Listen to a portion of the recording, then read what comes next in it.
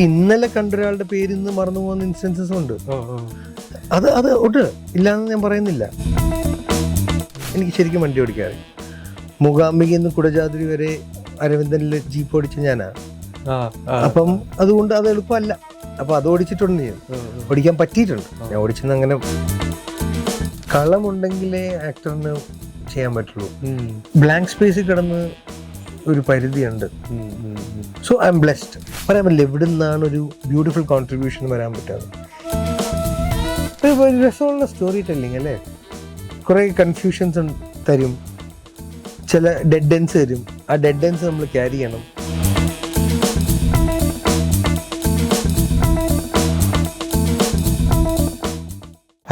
Hi happy birthday.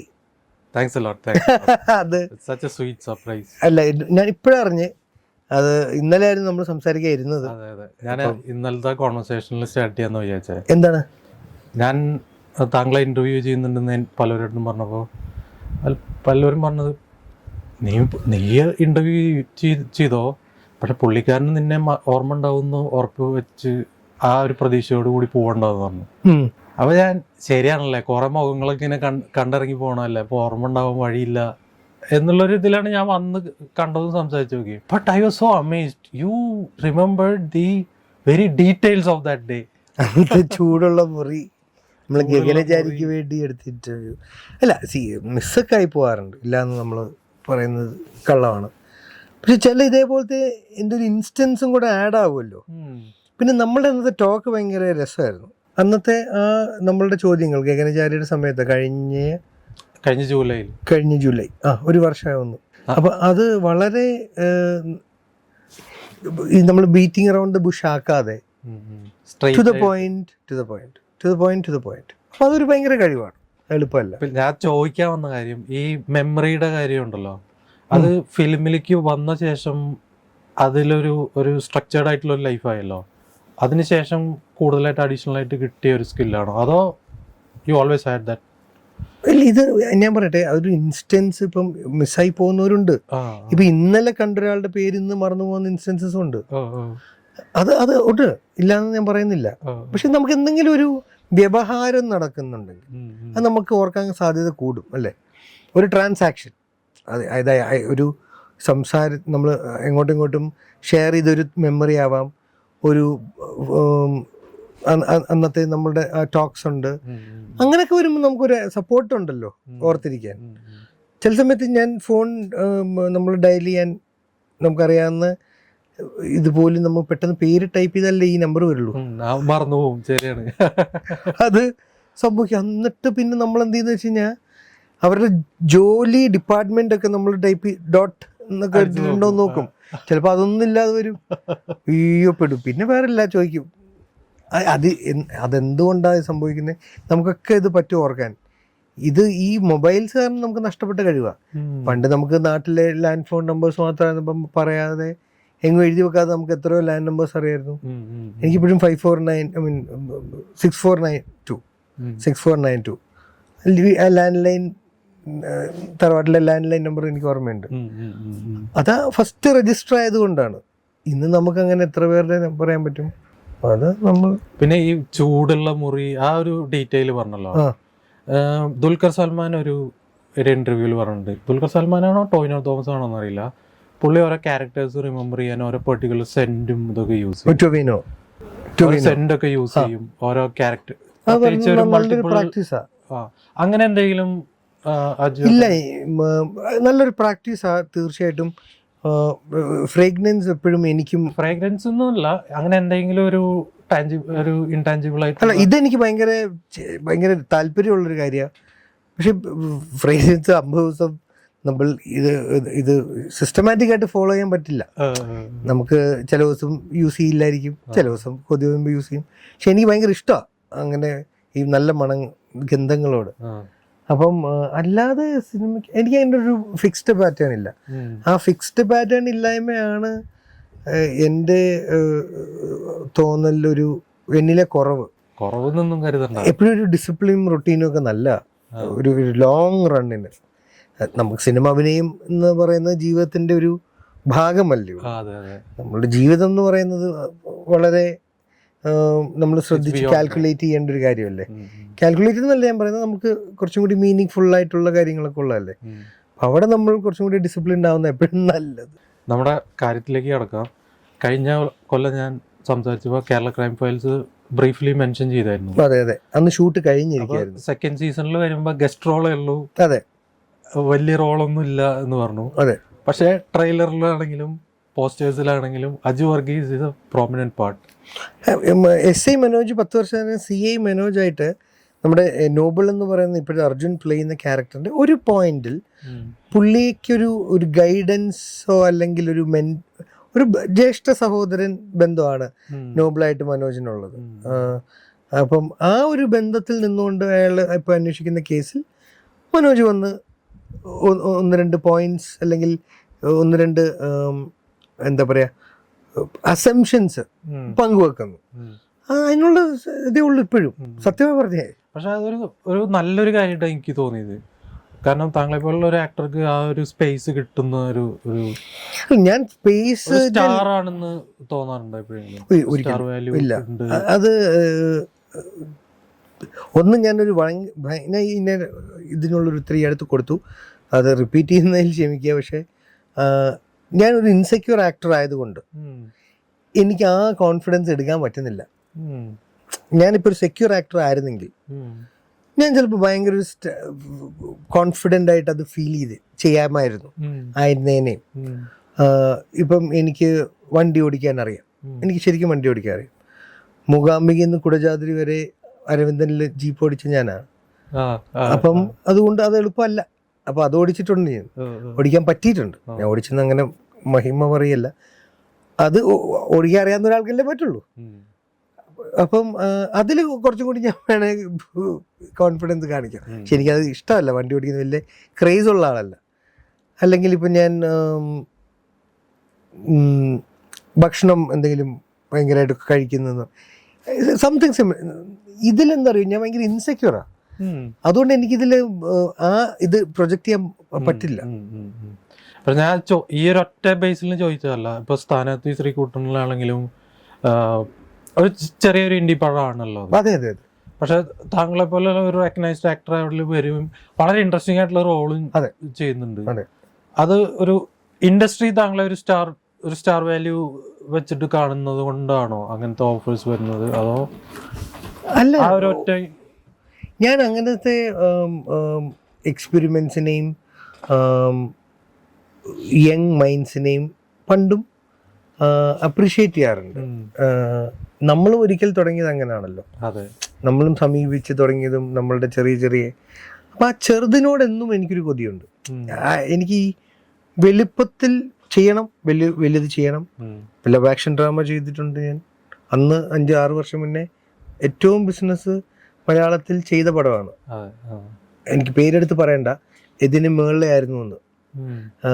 ഞങ്ങൾ അന്നത്തെ satellite deal lock ചെയ്തൊക്കെ, ഓവർസീസ് ഒക്കെ ലോക്ക് ചെയ്തത് അന്നത്തെ ഏറ്റവും ഹയസ്റ്റ് നിന്നതിന്റെ മുകളിലായിരുന്നു. അതിന്റെ ബഡ്ജറ്റും ഇന്നത്തെ ഒരു ഗുഡ് ബിഗ് ബഡ്ജറ്റ് തന്നെയായിരുന്നു. എന്നാൽ ഞാൻ സാജൻ ബേക്കറി ചെയ്തിട്ടുണ്ട്.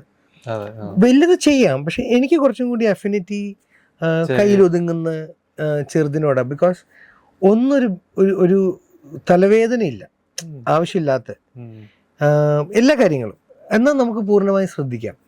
അതുകൊണ്ടാണ് ഒരു പരിധിവരെ ഞാൻ മുഴുവൻ തിരക്കഥ കേൾക്കാൻ നിൽക്കാത്തത്. മുഴുവൻ ഉത്തരവാദിത്വവും ആവശ്യമില്ലാത്തതും കൂടെ എൻ്റെ തലയിൽ വരുന്ന ഫീലാണ്. എന്നാൽ ഈ ഷോട്ടിന് എന്ത് വേണമെന്ന് മാത്രം പറഞ്ഞാൽ, ഈ ആക്ഷനും കട്ടിൻ്റെ ഇടയ്ക്ക് ഞാൻ എന്ത് ചെയ്യണമെന്ന് മാത്രം ഞാൻ ശ്രദ്ധിച്ചാൽ മതി. സോ സ്റ്റെപ്പ് ബൈ സ്റ്റെപ്പ്, അല്ലെങ്കിൽ ഒരു ബോൾ അറ്റ് എ ടൈം, അതാണ് കുറച്ചും കൂടി എനിക്ക് ഈസി. അത് പറയുമ്പോൾ ഭയങ്കര എനിക്കതൊരു സർപ്രൈസിങ് ആണ്, താങ്കളുടെ പ്രോസസ്സ് എങ്ങനെയാണെന്നുള്ളത് മനസ്സിലാക്കാൻ. കാരണം ലവ് അണ്ടർ കൺസ്ട്രക്ഷൻ, അതിനകത്ത് ഒരു ട്രാൻസ്ഫോർമേഷൻ നടക്കുന്നുണ്ട്. ആ ഒരു വസന്തം എന്നുള്ള ആ ഒരു ക്യാരക്ടറിന്റെ ഒരു ഇതിന്ന് അത് പ്രോഗ്രസീവ് ആയിട്ടുള്ള ഒരു സ്റ്റെപ്പിലേക്ക് ഇങ്ങനെ മൂവ് ചെയ്യുന്നുണ്ട്. പക്ഷെ ഒരുപാട് ഡയലോഗ്സോ ഒന്നുമില്ല അവിടെ, വളരെ സട്ടിലായിട്ടാണ് അത് പോണത്. അപ്പൊ ഇതെല്ലാം പറഞ്ഞു തന്നിട്ട് ഈ ഷോട്ടിലുള്ളത് എല്ലാം ഓരോരോ ഷോട്ടിൽ എല്ലാം പറഞ്ഞു തന്നിട്ടുണ്ട്. ആ സീൻ നമ്മൾ ഷോട്ടിനും ഒരു സീൻ നമ്മളിപ്പോ ഒരു ചെല്ലുമ്പോൾ ഇന്നത്തെ സീൻ ഉച്ചവരെ ഇപ്പൊ ഇതാണ്, അത് നാച്ചുറലി നമ്മൾ സീൻ പേപ്പർ വായിക്കും. അത് കഴിഞ്ഞാൽ പിന്നെ ഇറ്റ് ഈസ് ദ ഷോട്ട്. കഥ അറിയായിരിക്കും കേട്ടോ. ആ ഇതാണ് ഇപ്പൊ ലവ് അണ്ടർ കൺസ്ട്രക്ഷന്റെ കഥ. പപ്പൻ ഇങ്ങനെ ഒരു വസന്തമാണ്, ബൂമറാണ്, അയാൾക്ക് ഇങ്ങനെ ഒരു പെൺകുട്ടി ഇഷ്ടം. ആ പെൺകുട്ടി അയാളെ മറ്റേ അയാളുടെ ബ്രദറിന്റെ ഫോൺ കൊടുക്കാൻ വേണ്ടിയാണ് ഉം. ഈ ഇതെല്ലാം തുടങ്ങിയത്. ഇത്രയും പറഞ്ഞിരുന്നു. നാച്ചുറൽ. വളരെ നല്ലൊരു പെർഫോമൻസും കൂടി ആയിരുന്നു ആ ഒരു. എനിക്ക് ഈ അടുത്ത് എനിക്ക് കിട്ടിയ ഒരു അതിൽ ഭാഗ്യം, ഇപ്പൊ സ്ഥാനാർത്ഥിയാണേലും ലവ് അണ്ടർ ആണേലും ഇപ്പൊ കേരള ക്രൈം ഫയൽ 1 and 2 ഒക്കെ എനിക്ക് ഓദർ സപ്പോർട്ടുണ്ട്. ഉം. അതൊരു ബ്ലെസ്സിങ്.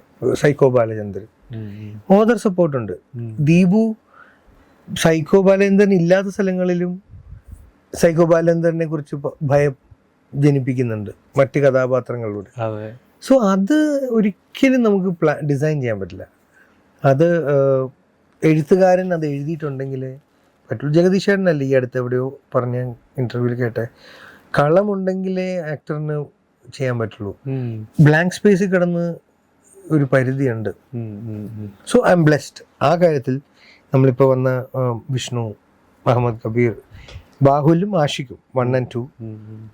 ഇപ്പം സ്ഥാനാർത്ഥി ചെയ്ത പിള്ളേർ വിനീഷും മുരളിയും അവർ എല്ലാവരും, ആനന്ദ് മന്മഥൻ, പിന്നെ അവർക്കും ആക്സസിബിൾ ഉള്ളതുകൊണ്ട് നമ്മുടെ അടുത്ത് വരുമ്പോൾ കുറച്ചും കൂടി കംഫർട്ടും ഉണ്ടെന്ന് തോന്നുന്നു. ഉം. കാര്യം അവർക്കും ബിഗിലോട്ട് പോകാനുള്ള ഒരു സ്റ്റെപ്പിംഗ് ആണ് ഇതൊക്കെ.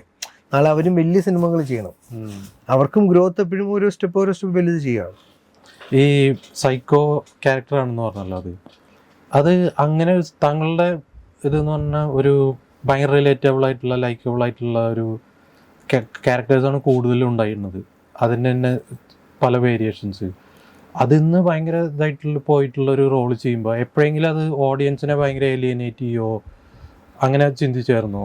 എപ്പോഴെങ്കിലും ഭയന്നായിരുന്നോ അങ്ങനെ? ഇല്ല, കാര്യം ഞാൻ അതിൻ്റെ ബ്ലോഗ് വായിച്ചു. എനിക്ക് ദീപ് വായിച്ചു. സ്ക്രിപ്റ്റ് അല്ല, അതൊരു ബ്ലോഗ് 2 പേജേ ഉള്ളൂ. സൈക്കോ ബാലചന്ദ്രൻ്റെ എപ്പിസോഡ് വരുന്നത്. പക്ഷെ അത് ഭയങ്കര ഇൻട്രസ്റ്റിംഗ് ആയിരുന്നു. 2 ഇപ്പം അർജുൻ അശോകൻ്റെ രോമാഞ്ചം നല്ല റെഫറൻസ് ആയിരുന്നു എനിക്ക്. ഒരു റെഫറൻസ് ആയിരുന്നു. നമുക്കിത് എങ്ങനെയാണ് ഇതിനെ ഏലിനേറ്റഡ് ആവാതെ ഹാൻഡിൽ ചെയ്യാം എന്നുള്ളതിന് അതൊരു നല്ല റെഫറൻസ് ആയിരുന്നു. പക്ഷെ അതൊരു കൺസിഡർ ചെയ്തായിരുന്നോ അങ്ങനെ സംഭവം? ഇതോ രോമാഞ്ചത്തില് ഏലിയനേഷൻ വരുമോ എന്നുള്ളൊരു? പിന്നെ ഏറ്റവും ചെയ്യാൻ കയ്യിൽ നിന്ന് പോകാവുന്ന കാര്യങ്ങളല്ലേ സൈക്കോ. പിന്നെ ഭ്രാന്ത് ചെയ്യേണ്ടി വരിക, അതായത് മാനസിക നിലയിലെ ഡിസ്റ്റർബൻസസ് കാണിക്കുക, പിന്നെ മദ്യപിച്ചുള്ള സീനുകൾ, ഇതൊക്കെ എപ്പോഴും ഒരു ഇച്ചിരി മീറ്റർ മാറിയ അത് ആസ്വാദകരമല്ലാതാവുമല്ലോ. അതുകൊണ്ട് അത് അങ്ങനെ ആരെങ്കിലും പറഞ്ഞിട്ടുണ്ടോ? ഈ മദ്യപിച്ചിട്ടുള്ള സീനുകളൊക്കെയും ഭയങ്കര ലവ് ആക്ഷൻ ഡ്രാമയിലും അത് ഭയങ്കര അടിപൊളിയായിട്ട് ചെയ്തിട്ടുണ്ടായിരുന്നു. അത് എഗെയിൻ സാഗറിനെ ഇഷ്ടപ്പെട്ടത് കൊണ്ടാണ്. നമ്മളുടെ എഴുത്തുകാരൻ തുടക്കത്തിലെ 2-3 സീനിൽ ഈ കഥാപാത്രത്തിന്റെ പ്രേക്ഷകനെ ഇഷ്ടപ്പെടുത്തി തുടങ്ങിയ പിന്നെ അവനോട് പങ്കുപോയിക്കോളും. ആദ്യത്തെ 2-3-4 ഒരു 10 മിനിറ്റൊക്കെ നമുക്ക് ഇഷ്ടപ്പെട്ടില്ലെങ്കിൽ അവൻ പിന്നെ എന്ത് തലകുത്തി പറഞ്ഞാലും എനിക്ക് തോന്നുന്നില്ല അത് പിന്നെ അവർ ശ്രദ്ധയിൽ പെടൂല പിന്നെ അങ്ങോട്ടൊന്നും. ഈ ഫസ്റ്റ് ഇംപ്രഷൻ എന്നുള്ളൊരു സാധനം ഉണ്ട് ക്യാരക്ടേഴ്സിന്. ജീവിതത്തിൽ ഞാനത് വിശ്വസിക്കുന്നില്ല. പിന്നെ ഈ അടുത്ത് എനിക്ക് തോന്നുന്നു അൽപച്ചീനെ വന്നോണം ഒരു പ്രോമിനന്റ് ആയിട്ടുള്ള ആക്ടർ പറഞ്ഞതെന്ന് വെച്ച് കഴിഞ്ഞാൽ, ആള് വേറൊരു ആക്ടർക്ക് കൊടുത്തൊരു അഡ്വൈസാ, don't expose yourself too much to the public, just be in your cocoon. ഒരിക്കലും ഇന്റർവ്യൂസ് ഒന്നും ഒരുപാട് കൊടുക്കരുത്. കാരണം നിന്നെ എല്ലാ ആഴ്ചയും പ്രേക്ഷകർക്ക് കാണാമെങ്കിൽ പിന്നെന്തിനും നിന്റെ പടങ്ങൾ ടിക്കറ്റ് കൊടുത്ത് കാണണേ എന്നുള്ള ഒരു ഇത്. അങ്ങനത്തെ എന്തെങ്കിലും ഒരു ഫാക്ടർ എപ്പോഴെങ്കിലും കൺസിഡർ ചെയ്തിട്ടുണ്ടായിട്ടുണ്ടോ? എല്ലാം അധികമാകുമ്പോൾ ഇവിടെ ഇപ്പം നമ്മൾ അത് ചെയ്തിട്ടുണ്ട്. ഞാൻ എന്ന് പറഞ്ഞാൽ നമ്മൾ കോവിഡ് കഴിഞ്ഞിട്ടുള്ള ടൈമിൽ കുറേയൊക്കെ PR ഇപ്പോഴും എൻ്റെ സെൽഫ് സോഷ്യൽ മീഡിയ ആയിരുന്നു എൻ്റെ PR പോസ്റ്റ് കോവിഡ് കുറവാണ്. പഴയ പോലെ ഞാനങ്ങ് എന്നെ മാത്രം എന്നുള്ളൊരു പ്രൊമോഷൻ താല്പര്യമൊക്കെ പോയി. മറ്റേന്ന് പറഞ്ഞാൽ എല്ലാ 2 ദിവസവും അല്ലെങ്കിൽ ഒരു ദിവസത്തിൽ എന്നെ പൊക്കി ഒരു പോസ്റ്റ് ഞാൻ തന്നെ പൊക്കി. ഇൻ ദ സെൻസ് എന്നെ പൊക്കി എഴുതല്ല, ഒരു ട്രോളോ എന്നെ തന്നെ ട്രോൾ ചെയ്തോ റീച്ച് ഉണ്ടാക്കുന്നു, പോപ്പുലർ ആക്കുന്നതിന് വേണ്ടി ചെയ്തിരുന്നു. ഒരു മുഖം പോപ്പുലർ ആകുക എന്നുള്ളതാണ്. പിന്നെ അതായി കഴിഞ്ഞ് കഴിഞ്ഞാൽ വീണ്ടും വീണ്ടും അറിയാവുന്ന ആളെ ഞാനാണ് എന്ന് പറയുന്നത് അത് ബോറിംഗ് ആവും. അപ്പൊ അതുകൊണ്ട് തന്നെ പിന്നെ ഞാൻ കഥാപാത്രങ്ങൾ ചൂസ് ചെയ്യാൻ ശ്രമിച്ചു. കഴിഞ്ഞ 5 വർഷവും കോവിഡിന് ശേഷം 6 ആവുന്നല്ലേ, 6 വർഷവും 6 ആയി അല്ലേ. അപ്പോൾ അത് അപ്പോൾ ആ 6 വർഷവും ഞാൻ അത് തന്നെ ശ്രദ്ധിച്ചത്. കോവിഡിന് ശേഷം സത്യസന്ധമായിട്ടും എങ്ങനെ നമുക്ക് കോൺട്രിബ്യൂട്ട് ചെയ്യുന്ന റോൾസിലോട്ട് വരാം. റിപ്പീറ്റ് ചെയ്തിട്ട് കുറേ ആയിട്ടില്ലാത്തത് പിടിക്കാതിരിക്കുക. കുറേ ആയെങ്കിൽ ഓക്കെ, ഒന്നുകൂടെ നമുക്ക് ചെയ്യാൻ നോക്കാം. ഒരു റീകോളിങ് ആവുള്ളൂ. അങ്ങനെ അതിന് മാത്രം കഥാപാത്രങ്ങളൊന്നും ഇല്ല എഴുത്തുകാർക്കും എഴുതാൻ. ഇപ്പൊ തമിഴിൽ ഞാൻ ഡെബ്യൂ ചെയ്തേക്കുന്ന ഒരു സിനിമയാണ് പറന്തുപോ. ഇപ്പൊ ജൂലൈ 4th ഇറങ്ങുക.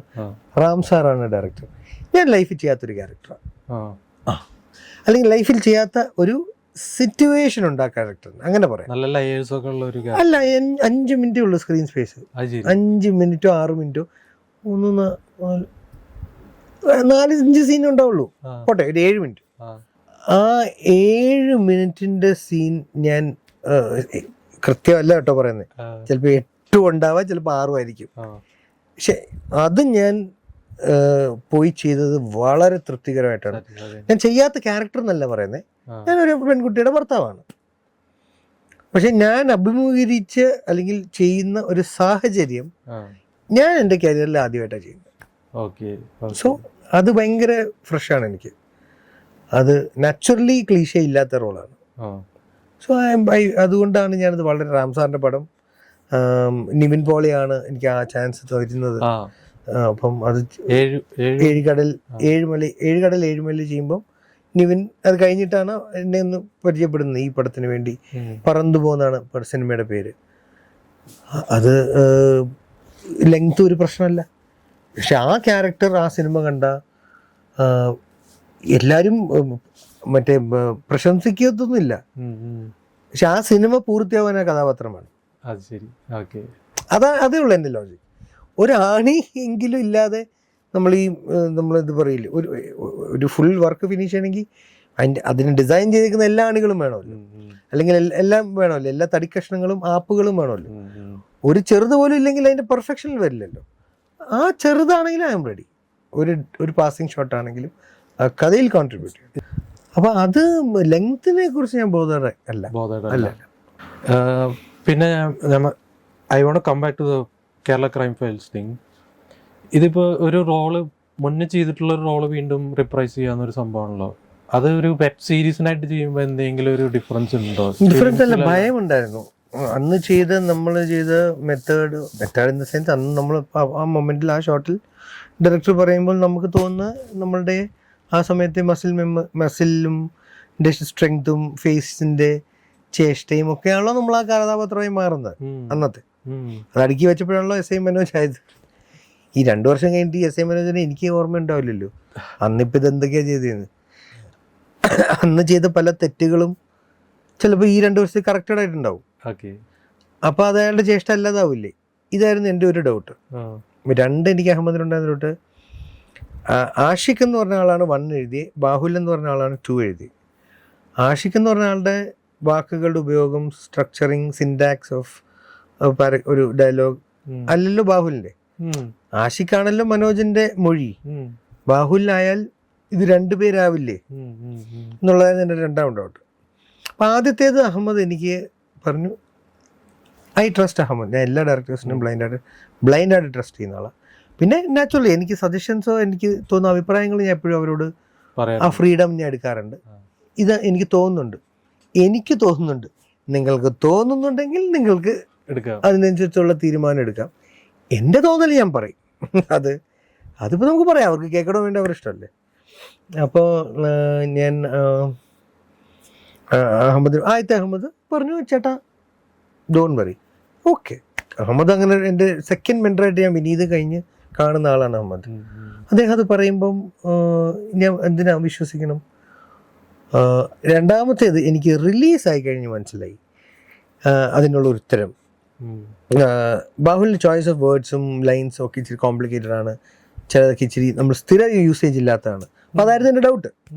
പക്ഷെ അത് പ്രേക്ഷകർ അതിന് മെച്യൂരിറ്റി ആയിട്ട് കണ്ടു. ക്യാരക്ടർ മെച്യൂർ ആയിട്ട് 15-ാം വയസ്സിലോ 20-ാം വയസ്സിലോ 25-ാം വയസ്സിലോ നമ്മൾ ഉപയോഗിച്ച വാക്കല്ല ഞാൻ എൻ്റെ 40-ൽ ചിലപ്പോൾ ഉപയോഗിക്കുന്നത്. ഇപ്പം അടിപൊളി എന്നുള്ള വാക്ക് ഞാൻ ചിലപ്പോൾ ഇപ്പോൾ കുറവാണ് ഉപയോഗിക്കുന്നത്. ഞാൻ ഒരു 18-ാം വയസ്സിൽ ചിലപ്പോൾ കുറേ ഉപയോഗിച്ചിട്ടുണ്ടാവും അല്ലേ. അപ്പം അതിന് മെച്യൂരിറ്റി എന്നുള്ളൊരു തലം വന്നു. അതെനിക്ക് ഭയങ്കര ലേണിങ്. ഞാൻ ബാഹുലിനോടും പറഞ്ഞു, ഇപ്പം എനിക്ക് ആ ഡൗട്ട് ക്ലിയർ ആയി. അപ്പം അത് ഇതൊക്കെ നമ്മൾ എന്താ പറയുക ട്രൈ ചെയ്ത് എററും എന്താ പറയുക എറർ ആൻഡ് ട്രൈ മെത്തേഡോ അതല്ലേ ട്രയൽ ആൻഡ് എറർ മെത്തേഡ് അതേ ഉള്ളൂ. പിന്നെ ഈ എക്സ്പെരിമെന്റ് ചെയ്തുകൊണ്ടിരിക്കുക. എക്സ്പെരിമെന്റ് എന്ന് പറഞ്ഞാൽ പരിശ്രമം ചെയ്തുകൊണ്ടിരിക്കുക. ഈ പോലീസ് റോളുകൾ ചെയ്യുമ്പോൾ ഈ ലോ എൻഫോഴ്സ്മെന്റിനെ പറ്റി നമുക്ക് അറിയാത്ത എന്തെങ്കിലും കാര്യങ്ങൾ സിനിമയിൽ നിന്ന് മനസ്സിലാവുന്നുണ്ടോ? ഇത് ഞാൻ കേൾക്കുമ്പോൾ വളരെ ജനറൽ ആയിട്ടുള്ള ക്വസ്റ്റ്യൻ ആയിട്ട് തോന്നാം. റോന്ത് കണ്ടപ്പോൾ അതിൽ എങ്ങനെയാണ് ഒരു പബ്ലിക് പെർസെപ്ഷനെ കണ്ടോ? ഇല്ല സ്പോയിൽ ചെയ്യാണ്ട ഞാൻ പറയാം. എങ്ങനെയാണ് ഒരു പബ്ലിക്കിന്റെ പെർസെപ്ഷനെ ഒരു മീഡിയക്കും ഇതിനൊക്കെ ഒരു നറേറ്റീവ് ബിൽഡ് ചെയ്തിട്ട് മാറ്റിയെടുക്കുക എന്നുള്ളത് അത് വളരെ ഭംഗിയായിട്ട് അതിൽ കാണിച്ചിട്ടുണ്ട്. അങ്ങനത്തെ എന്തെങ്കിലും ലോ എൻഫോഴ്സ്മെന്റിനെ പറ്റി അറിയാത്ത എന്തെങ്കിലും ഈ ഫിലിംസിൽ വർക്ക് ചെയ്തിട്ട് അങ്ങനെ എന്തെങ്കിലും? ആക്ച്വലി ഇല്ല.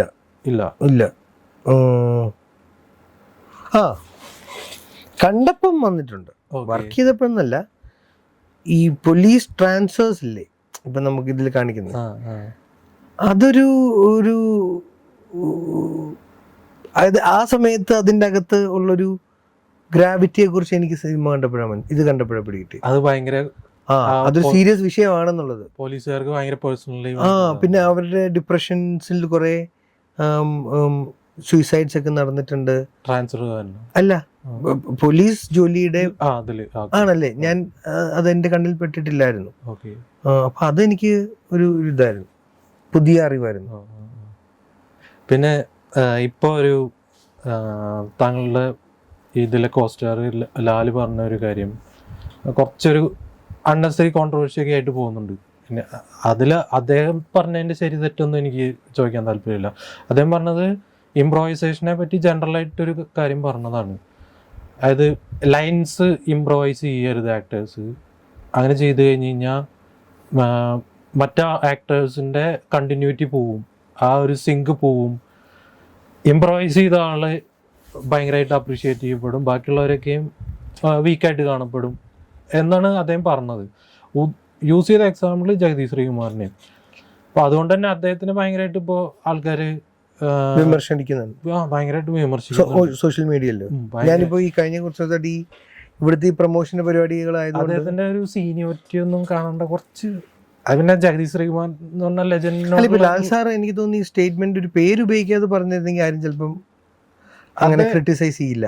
അദ്ദേഹം പക്ഷെ അതൊരു എക്സാമ്പിൾ ആയിട്ട് യൂസ് ചെയ്തേ. അല്ല, എന്താണെന്നറിയോ, ലാൽ സാർ ഇത് പറയുമ്പം നെയിംസ് എടുത്തതിലും എനിക്ക് തോന്നി ഇപ്പൊ അങ്ങനെ ക്രിറ്റിസിസം വരുന്നു എന്ന് പറഞ്ഞുകൊണ്ട് ഞാൻ ചോദിച്ചാൽ ചിലപ്പോൾ വരാൻ കാര്യം ഇതാണ്. 13 വർഷമായിട്ടും പ്രവർത്തിക്കുന്നില്ലല്ലോ ജഗദീഷ് സാർ. അപ്പം 13 വർഷമായിട്ടും ഇതിൽ ആക്റ്റീവ് അല്ലാത്ത ഒരാളുടെ പേര്, അതും ഒരു ലെജൻഡറി സ്റ്റേറ്റസ് നിൽക്കുന്ന ഒരാളുടെ പേര് 13 വർഷമായിട്ട് ആക്റ്റീവും അല്ല ഒരാളുടെ പറയുമ്പോൾ നാച്ചുറലി ഒരു ഇമോഷൻ ഔട്ട് ബേസ്റ്റ് വരും. അദ്ദേഹം പറഞ്ഞതിന് വേറെ ആസ് എ ഡയറക്ടർ പോയിന്റ് വേറെ റീസൺസ് ഉണ്ടാവാം എനിക്കറിയില്ല. പക്ഷേ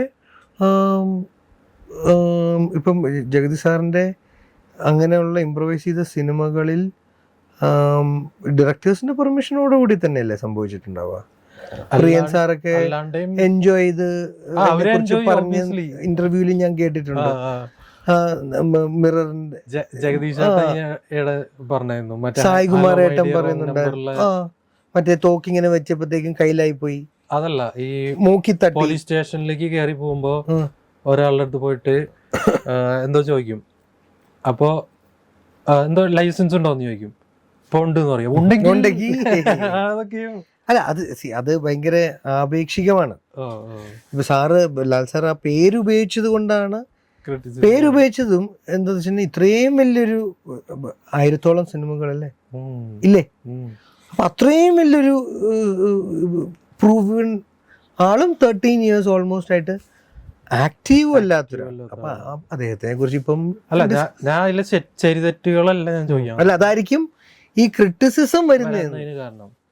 പക്ഷെ എനിക്ക് തോന്നുന്നു അല്ല, പുള്ളി ജഗദീഷ് ശ്രീകുമാറിന്റെ ആക്ടറിനെ കുറച്ച് അങ്ങനെ ഒരു സംഭവം അവിടെ ഉണ്ടായിട്ടുണ്ടെന്ന് എനിക്ക് തോന്നുന്നില്ല. അല്ലല്ല, അദ്ദേഹം അങ്ങനെ പറഞ്ഞൊന്നും ആയിരിക്കില്ല.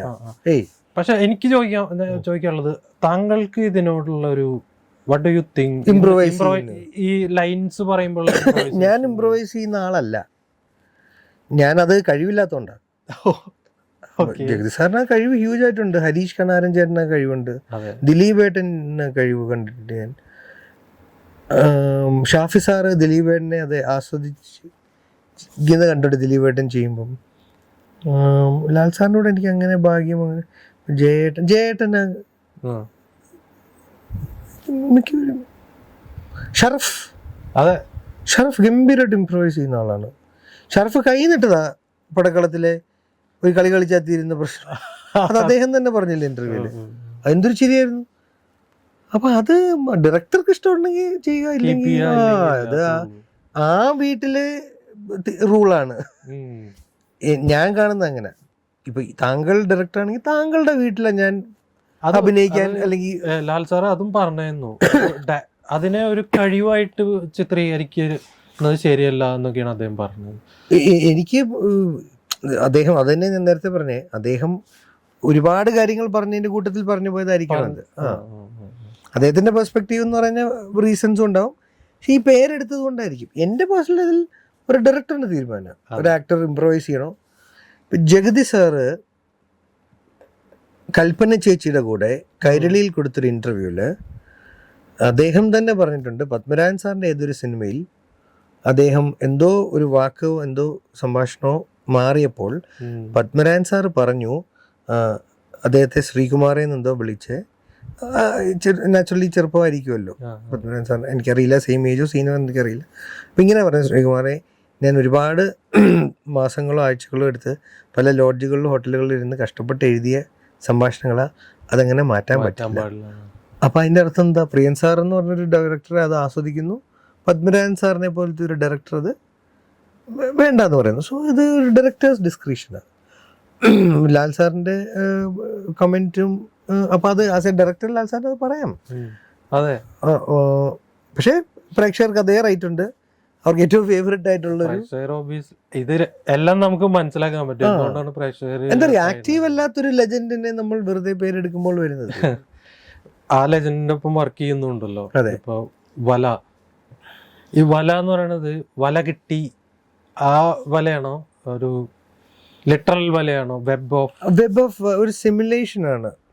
അപ്പൊ അതുകൊണ്ടാണ് ഒരു ആ വല, അതിൽ പല പല പല ഒരു നെറ്റ്വർക്കിംഗ് അല്ലേ, അത് തന്നെ. അതിൽ കുറെ ആർട്ടിസ്റ്റ് ഉണ്ട് ഒബ്വിയസ്ലി. അതിലിപ്പോ നമ്മൾ പുറത്ത് വിട്ടിട്ടുണ്ട്. അതിലെ കാസ്റ്റിനെ കുറിച്ച് നമ്മൾ ആ ടീസറിലൊന്ന് വിട്ടു. അതിപ്പോ ഒരു ഷെഡ്യൂൾ, ടീസറില്ല, ഇൻട്രോ ടു വല ആയിരുന്നു. അത് ഒരു സ്കെഡ്യൂളേ കഴിഞ്ഞിട്ടുള്ളൂ. മൾട്ടിപ്പിൾ സ്കെഡ്യൂൾസ് ഉണ്ട്.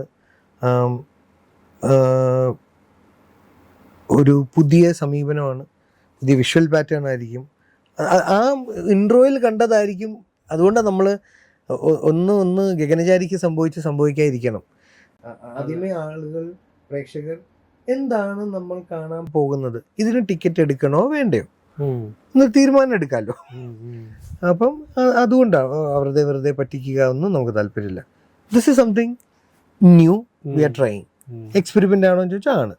ബട്ട് നമുക്ക് ഈ എക്സ്പെരിമെൻറ്റിന് കൂടെ നിൽക്കുന്നത് അവരുടെ മേഖലകളിൽ വളരെ കഴിവ് തെളിയിച്ച കുറേ ആക്ടേഴ്സ്, ടെക്നീഷ്യൻസ്, മ്യൂസിഷ്യൻസ്, സിംഗേഴ്സ് ഒക്കെ ഉണ്ട്.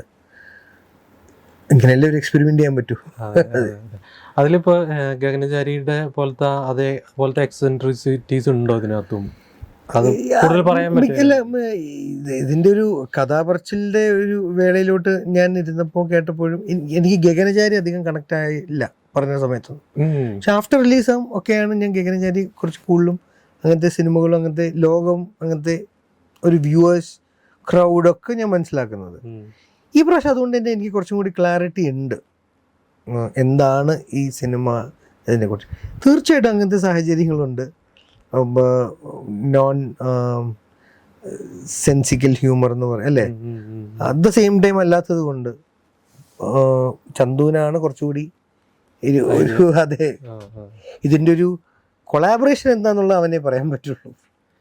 ഇപ്പൊ ബേസിൽ നമ്മളൊക്കെ അതുകൊണ്ട് ഇന്റർവ്യൂല് പറയാം ഒന്നും അറിയില്ല, അതാണ് എളുപ്പം. പറഞ്ഞു പോയി ഇനി തെറ്റിക്കണ്ട. ജഗദീഷ് ചേട്ടനായിട്ട് എല്ലാവർക്കും കോമ്പിനേഷൻസ് ഉണ്ടോ?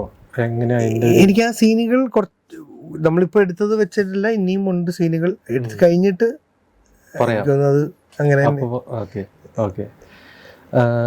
പിന്നെ എനിക്ക് ചോദിക്കാനുള്ളത്, കുറെ ഇപ്പോൾ ചന്തുവിൻ്റെ കാര്യം പറഞ്ഞപ്പോൾ കുറെ ആളുടെ അടക്കം കുറച്ച് പടങ്ങൾ പ്രൊഡ്യൂസ് ചെയ്തായിരുന്നല്ലോ. ഒരുപാട് സാജൻ ബേഗ്, അതെ, സാജൻ ബേഗ് അത് റൈറ്റും ചെയ്തിട്ടുണ്ട്. കോ റൈറ്റ്. അത് റൈറ്റർ എന്നുള്ള പേര് അന്നിപ്പം ചന്തുവിൻ്റെ പടത്തിൻ്റെ സമയത്ത് ആൾക്കാർക്ക് അറിയില്ല, ആദ്യത്തെ സിനിമയാണല്ലോ.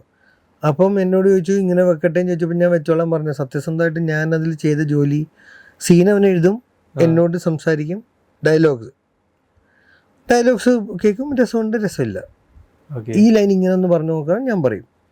ഇപ്പം നമ്മൾ ആസ് എ നടൻ ചോദിക്കില്ല ചില സമയത്ത് ഒരു ഡയറക്ടറോട് ഈ ലൈൻ ഞാൻ ഇങ്ങനെ പറഞ്ഞോട്ടെ, അത് ഞാൻ മുഴുവൻ നല്ല ഒരു 50% സീനിൽ അത് ചെയ്തിട്ടുണ്ടാവും. അപ്പം നാച്ചുറലി ഒരു അപ്രന്റീസിന് കൊടുക്കുന്ന ഒരു മര്യാദയ്ക്ക് അവൻ കോറേറ്റർ വെച്ചു.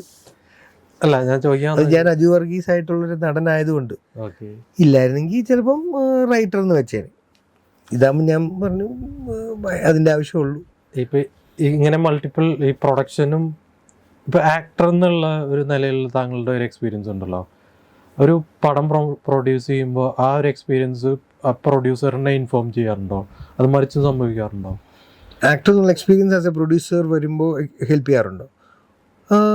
ഡെഫിനറ്റ്ലി. പ്രൊഡ്യൂസ് ചെയ്യുമ്പോൾ ഒരു സിനിമയുടെ മേക്കിംഗ് ആസ് എ ക്രാഫ്റ്റ് കൂടുതൽ അപ്രീഷിയേറ്റ് ചെയ്യാൻ പറ്റുന്നുണ്ടോ ഇങ്ങനെയൊക്കെ ഒരു ആക്ടർ ആകുമ്പോഴോ? ഈ പ്രൊഡക്ഷൻ ഇങ്ങനത്തെ ഡിഫറെന്റ് ഫീൽഡ്സിലേക്ക് വരുമ്പോൾ പിന്നെ ഉറപ്പായിട്ട് നമ്മൾ ആ മീഡിയത്തെ കൂടുതൽ പഠിക്കുകയല്ലേ. അതിൻ്റെ ഒരു നമ്മൾ സാമ്പാർ ഉണ്ടാക്കുമ്പം നമ്മൾ ഉള്ളി അരിഞ്ഞാലല്ലേ കണ്ണ് നീറുമെന്ന് അറിയുള്ളൂ. ആരോ ഉള്ളി അരിയുന്ന കണ്ടിട്ട് നമുക്ക് ഉള്ളിയുടെ ബുദ്ധിമുട്ട് മനസ്സിലാവില്ലല്ലോ. മുളകരിഞ്ഞാലല്ലേ ആ പുകച്ചിലുണ്ടാവുള്ളൂ കയ്യിൽ. ഇതെല്ലാം സംഭവിച്ചാലല്ലേ ഒരു കറിയോ അല്ലെങ്കിൽ തോരനോ ഉണ്ടാവുള്ളൂ. അപ്പോൾ അത് ചെയ്ത് നോക്കിയാലേ മനസ്സിലാവുള്ളൂ. ജേക്കബ് ചെയ്തപ്പോഴാണ് എന്തൊക്കെയാണ് അസിസ്റ്റന്റ് ഡയറക്ടേഴ്സ് ഫേസ് ചെയ്യുന്ന പ്രോബ്ലത്തിൻ്റെ ഒരു അത്യാവശ്യം ഞാൻ പണിയെടുത്തു, അതുകൊണ്ട് തന്നെ ഞാൻ മനസ്സിലാക്കിയത്. അപ്പോൾ ഇപ്പോൾ ലവ് ആക്ഷനും സാജനും ചെയ്തപ്പോഴാണ് പ്രൊഡ്യൂസ് ചെയ്യുമ്പോഴുള്ള അതിൻ്റെതായ ഡിഫിക്കൽട്ടീസ്. പക്ഷെ ഇത് രണ്ടും ചെയ്തപ്പോൾ ഞാൻ റിയലൈസ് ചെയ്തു ഞാൻ എൻജോയ് ചെയ്യുന്ന ജോലി ആക്ടിങ്. അതുകൊണ്ടാണ് പിന്നെ ഞാൻ ഇതിലോട്ട് തന്നെ തിരിച്ച് ഫാന്റാസ്റ്റിക്. ഞങ്ങൾ ഇപ്പോൾ ധ്യാനും അഭിനയിക്കുന്നു, വിശാഖ് പൂർണ്ണമായിട്ടും മെറിലാൻഡിലോട്ട്. നീ കാര്യം അവനിപ്പോൾ ഈ വന്ന് അഭിനയിക്കാൻ പറ്റില്ലല്ലോ. അപ്പോൾ അതുകൊണ്ട് അവന് അവൻ്റെ ഫാമിലി ബിസിനസ് തന്നെ ചെയ്യണം. ഇപ്പോൾ മലർവാടി ഓൾമോസ്റ്റ് 15 ഇയേഴ്സായി. മലർവാടിയുടെ പ്രൊമോഷൻ ചെയ്യുമ്പോൾ actually I was in one of your promotion programs. Front റോയിൽ ഉണ്ടായിരുന്നു അങ്കമാലി ഒരു റാംസ് എന്ന് പറഞ്ഞിട്ടൊരു കോളേജ്. ഓക്കെ, സ്റ്റുഡൻസ് ഉള്ളിയാണോ? അല്ല I was there from a different college. ഒരു അതെ, സ്റ്റുഡൻസ് ഉള്ളി ആയിരുന്നോ? സ്റ്റുഡന്റ് ആയിരുന്നു. സ്റ്റുഡൻസ് ഉള്ളി എന്ന് പറഞ്ഞ പ്രോഗ്രാം ആയിരുന്നോ? പ്രോഗ്രാം ഏതായിരുന്നു എനിക്ക് ഓർമ്മയില്ല. റാംസ് എന്ന് പറഞ്ഞ കോളേജിലായിരുന്നു എന്റെ പ്രൊമോഷൻ. You are there. എല്ലാവരും ഉണ്ട്, 5 പേരുണ്ടായിരുന്നു. ഭഗത്ത് അല്ല എല്ലാവരും ഉണ്ടായിരുന്നിരിക്കും അല്ലേ? അപ്പോഴത്തെ ഒരു അജു വർഗീസിന് ഇപ്പൊ നിന്നിട്ടൊരു അഡ്വൈസ് എന്തെങ്കിലും കൊടുക്കുകയാണെങ്കിൽ, ലൈക്ക് എനിക്ക് ഞാനോ, if you were to define success now compared to then, how would I don't consider myself successful because എൻ്റെ ഇതില് I'm not saying that is different. I mean, if you were to define success even hypothetically now, എനിക്ക് അന്നത്തെ അജുവിലെ പല കാര്യങ്ങളും ഇഷ്ടമായിരുന്നു, അതെന്നിൽ നിന്ന് നഷ്ടപ്പെട്ടിട്ടുമുണ്ട്. Okay, അതെന്താണെന്ന് എനിക്കറിയത്തില്ല. മേ ബി ബ്ലണ്ട്നെസ് ആയിരിക്കും, കുറച്ചും കൂടി ലെസ് ഡിപ്ലോമാറ്റിക് ആയിരുന്നിരിക്കണം, കുറച്ചും കൂടി വെയിറ്റുകൾ ക്യാരി ചെയ്യാതിരുന്ന ഒരാളായിരുന്നു. ഇപ്പം അതൊക്കെ വെയിറ്റ് ഇൻ ദ സെൻസ് നമ്മുടെ ഇമോഷണൽ ബാഗേജസ്, ഇപ്പം അതൊക്കെ ഒരു പരിധി നമുക്ക് എനിക്കൊന്ന് എക്സ്പ്രസ് ചെയ്യാൻ പറ്റില്ലല്ലോ. നമ്മൾ കുറേം കൂടി സൗമ്യതയോടെയൊക്കെ പെരുമാറേണ്ടി വരില്ലേ. അപ്പോൾ വേറെ ഒരു ജോലിയാണ്, ഒരു മാഷോ അല്ലെങ്കിൽ ബാങ്കിലോ അല്ലെങ്കിൽ ഒരു ബിസിനസ്സൊക്കെ ആണെങ്കിൽ നമുക്ക് റോഡിലിറങ്ങി അത് നടന്നു പോകുമ്പോഴാണെങ്കിലും നമ്മൾ അത്ര കോൺഷ്യസ് ആവണ്ടല്ലോ പബ്ലിക് പൊതുവിടങ്ങളിൽ. അപ്പോൾ ചിലപ്പം അതിലൂടെയൊക്കെ വരുന്നൊരു ചേഞ്ച് ഉണ്ടാവുമല്ലോ. അത് I want to come back to Kerala Crime Files. ഇപ്പോൾ ഫസ്റ്റ് സീസണിൽ ഒരു ഇൻട്രസ്റ്റിംഗ് ആയിട്ടുള്ള സംഭവം എന്ന് വെച്ച് കഴിഞ്ഞാൽ ആ പോലീസ് ഓഫീസേഴ്സിൻ്റെ ഒരു പേഴ്സണൽ ഒരു ഇത് ഉണ്ട്. അത് ഈ സീസണിൽ വരുമ്പോഴും അത് നല്ല രീതിയിലുണ്ടോ? അത് നല്ല രീതിയിലല്ല, ഇപ്പം എന്നാലും അതിലൊരു ഡീപ്പായിട്ട് ഒരു സ്ട്രോങ് ആയിട്ടുള്ള ഒരു ബേസ് തന്നെയാണ് നോബിളിൻ്റെ. എൻ്റെ അല്ല, നോബിൾ അർജുൻ്റെ ക്യാരക്ടറിൻ്റെ വീട്ടിലോട്ടുള്ള ആ പോക്ക് ആക്ച്വലി കഥഗതിയിൽ ഇമ്പോർട്ടൻ്റ് ആണ്. നൂറിനാണ് വൈഫായിട്ട് വന്നേക്കുന്നത്.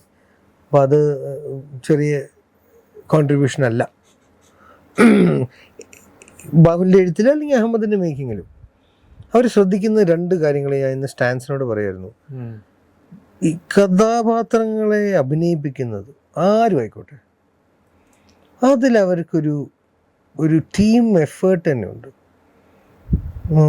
ഞാൻ സ്റ്റാൻസിനോട് പറഞ്ഞു, ഇപ്പോൾ സ്റ്റാൻസ് കാരണം ഞാൻ ഫേസ് ചെയ്യുന്നൊരു ബുദ്ധിമുട്ട്, സ്റ്റാൻസ് വെക്കുന്ന ഫ്രെയിമിൽ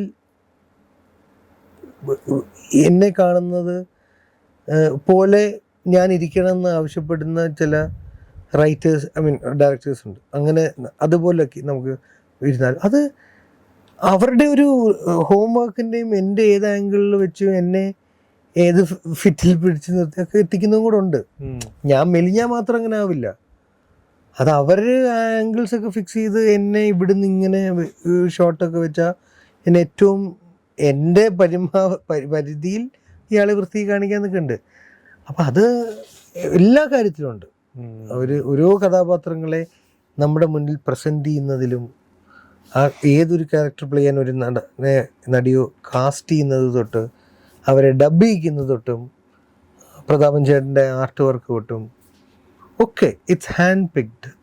അത് വെറുതെ കിട്ടില്ല.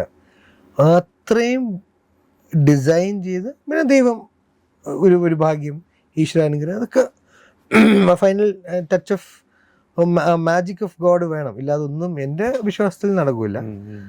എത്തിസ്റ്റുകളോട് എനിക്ക് ഈ ഡയലോഗ് പറയാനില്ല. പക്ഷെ നാച്ചുറലി ഇതെല്ലാം കൂടി ചേരുമ്പോഴേ അത് വരുള്ളൂ. ഇപ്പോൾ ബാഹുൽ എന്നൊക്കെ പറഞ്ഞാൽ കിഷ്കിന്ധാഖണ്ഡത്തിന്റെ ഹൈയിലാണ് നിൽക്കുന്നത്. തീർച്ചയായിട്ടും അതിന്റെ ഒരു ടച്ച് ഒക്കെ ഉണ്ടാവും ഇതിന്. ആ ഒരു അത് വേറെ ഒരു ത്രില്ലർ ആണെങ്കിൽ ഇത് വേറൊരു ത്രില്ലറാണ്. രണ്ടിനും ഉള്ള കാര്യം, ബാഹുൽ എപ്പോഴും നമുക്ക് പുതിയ കാഴ്ചകൾ കാണിച്ചു തരും. Totally original. ഇതിന് മുന്നേ നമ്മളിത് കണ്ടിട്ടില്ല 100%. അതുറപ്പാണ്. പുള്ളി മൃഗങ്ങളെയൊക്കെ കിഷ്കിന്ധയിലാണെങ്കിലും ഇതിലാണെങ്കിലും ഒക്കെ മൃഗങ്ങളെയൊക്കെ സഹജീവികൾ എന്നുള്ള രീതിക്ക് എത്തിക്കും അല്ലേ. ലോകം എല്ലാവർക്കും ഉള്ളതാണെന്നുള്ള രീതിയിൽ നമ്മളെ ഡിസീവ് ചെയ്യാം. പുള്ളി ഒരു രസമുള്ള സ്റ്റോറി ടെല്ലിങ് അല്ലേ. കുറേ കൺഫ്യൂഷൻസ് തരും, ചില ഡെഡ് എൻഡ്സ് തരും. ആ ഡെഡ് എൻഡ്സ് നമ്മൾ ക്യാരി ചെയ്യണം. അതുകൊണ്ട് നമുക്ക് സിനിമയായിട്ട് ഡിസ്കണക്റ്റ് വരത്തൊന്നുമില്ല. അങ്ങനെയുള്ള സിനിമകളിലൊരെണ്ണമാണ് എനിക്ക് ജയകൃഷ്ണൻ തൂവാനത്തുമ്പിയുള്ളത്. ഇടയ്ക്ക് ജയകൃഷ്ണൻ സീരിയസ് ആവുന്ന സാറുണ്ടെങ്കിൽ മാത്രമേ നമുക്ക് ചോദിച്ചാൽ ഉത്തരം കിട്ടുള്ളൂ അല്ലേ. വേറെ ആർക്കതിന് ഉത്തരം തരാൻ പറ്റി? ഈ ജയകൃഷ്ണൻ എന്തിനാ ഇടയ്ക്കിടയ്ക്ക് സീരിയസ് ആയി ഇങ്ങനെ ചിന്തിക്കുന്നതെന്ന് അതിനുള്ള ഉത്തരം പലർക്കും പലതല്ലേ. സാറ് എഴുതി ഉത്തരം അറിയണമെങ്കിൽ അദ്ദേഹം തന്നെ പറയണ്ടേ. അതുപോലെ ഫൈനലി ഇനി എന്തൊക്കെ ടൈപ്പ് റോൾസ് ആണ് ചെയ്യാൻ വളരെ ആഗ്രഹമുള്ള? അങ്ങനെ ഇല്ല, എനിക്കെന്തോ വരുന്നോ അതിൽ നിന്ന് ഞാൻ ചൂസ് ചെയ്യുക.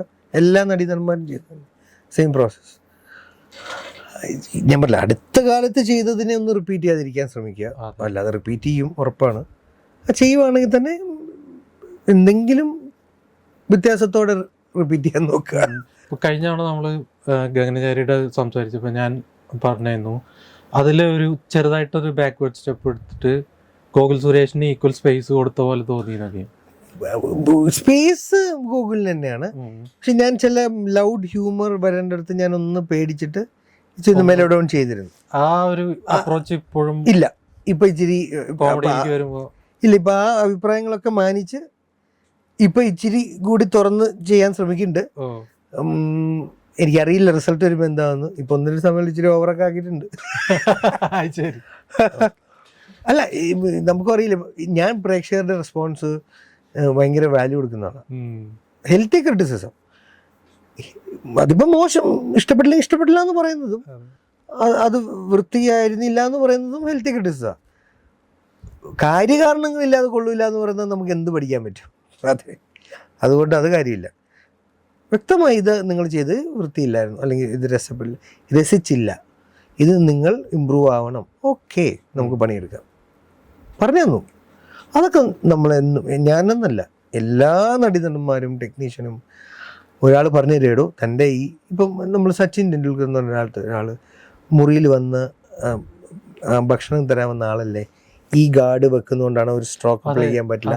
ആ ഇത് മാറ്റിയപ്പോൾ തൊട്ട് പുള്ളിയുടെ സ്ട്രോക്കിന് ഹെൽപ്പ് ചെയ്യുന്നു അദ്ദേഹം പറഞ്ഞു കേട്ടിട്ടില്ലേ? ആ ഏതെങ്കിലും ബന്ധമുള്ള ഒരാളാണ് പറഞ്ഞത് ക്രിക്കറ്റായിട്ട്. അപ്പോൾ അത് നമുക്ക് എന്നും നമ്മൾ ഓപ്പൺ ആയിരിക്കണം. നമുക്ക് എന്നും കിട്ടുന്ന അത് ഓരോന്നും പറയാൻ പറ്റില്ല എവിടെ നിന്നാണ് ഒരു ബ്യൂട്ടിഫുൾ കോൺട്രിബ്യൂഷൻ വരാൻ പറ്റാതെ. ഇപ്പം കാടടച്ച് നമ്മൾ വെറുതെ കൊള്ളില്ല എന്ന് പറഞ്ഞാൽ അതിനെ നമ്മൾ അതിനനുസരിച്ച് ബോധറിയായിരിക്കുക. പക്ഷേ നമുക്ക് പിക്ക് ചെയ്യാനുണ്ട് അയാൾ പറയുന്നുണ്ടെങ്കിൽ ഓഫ് കോഴ്സ് നല്ലത് പറയുന്നതിനേക്കാളും ഞാൻ എപ്പോഴും ശ്രദ്ധിക്കുന്നത് നമ്മളെ കറക്ഷന് പ്രേരിപ്പിക്കുന്ന വിമർശനങ്ങളാണ്. ഒരേ ഒരു ക്വസ്റ്റ്യൻ, മൂൺ വാക്കിൻ്റെ സ്റ്റാറ്റസ് എന്താണ്? ഷൂട്ട് കഴിഞ്ഞു, ടോക്കി സീൻസ് എല്ലാം കഴിഞ്ഞു, പാട്ടുകളുണ്ട്. എനിക്കിനി ഒരു ഡാൻസ് പ്രൊഫസറിന് ഡാൻസ് ഉണ്ട്, ഇനിയും പാട്ടും ഡാൻസ് ആയിരിക്കണം. ഞാനൊന്നും ഡാൻസ് ചെയ്യുന്നത് ഈ പ്രഭു സാറ് ഡാൻസ് ചെയ്തിട്ട് നമ്മളവിടെ എന്തെങ്കിലും ചെയ്യുമായിരിക്കും, ആക്ടിവിറ്റി എന്തെങ്കിലും ഉണ്ടാവും. അത് ഉണ്ട്. ഇനിയും ഒരു സ്കെഡ്യൂളും ഉണ്ട്. ടോക്കി പോർഷൻ സീൻസ് എല്ലാം കഴിഞ്ഞു, ഡബും കഴിഞ്ഞു. അതിനെപ്പറ്റി എന്തെങ്കിലും പറയാൻ പറ്റുമോ? എങ്ങനെയാണ് അതൊരു കൊമേഴ്ഷ്യൽ ലോജിക്കലും റീസണിങ്ങും കൂടെ കൊടുത്തിട്ടുള്ള ഒരു കൊമേഴ്ഷ്യൽ സിനിമയാണ്. ഓക്കെ, അതിൽ അവർ എൻ്റർടൈൻമെൻ്റ് ആണ് ഉദ്ദേശിക്കുന്നത്, മനോജ് സാറും ടീമും ബിഹൈൻഡ് വുഡ്സ്. സോ അതെനിക്ക് തോന്നുന്നു അവർ അത് സാറിന് പൾസ് അറിയാം, സാറിൻ്റെ മേഖല അതാണ്, സാറിൻ്റെ ബിസിനസ് അതാണല്ലേ, പ്രേക്ഷകരുടെ പൾസ് അറിഞ്ഞ് നടത്തുന്ന കമ്പനിയാണല്ലോ Behindwoods. What they want അല്ലേ ആസ് എ കോണ്ടന്റ്. അപ്പോൾ എനിക്ക് തോന്നുന്നു പ്രേക്ഷകർക്ക് അത് ഇഷ്ടപ്പെടും. Okay okay, all the best. Thank you once again, happy birthday, അടിപൊളിയാവട്ടെ. Thanks a lot.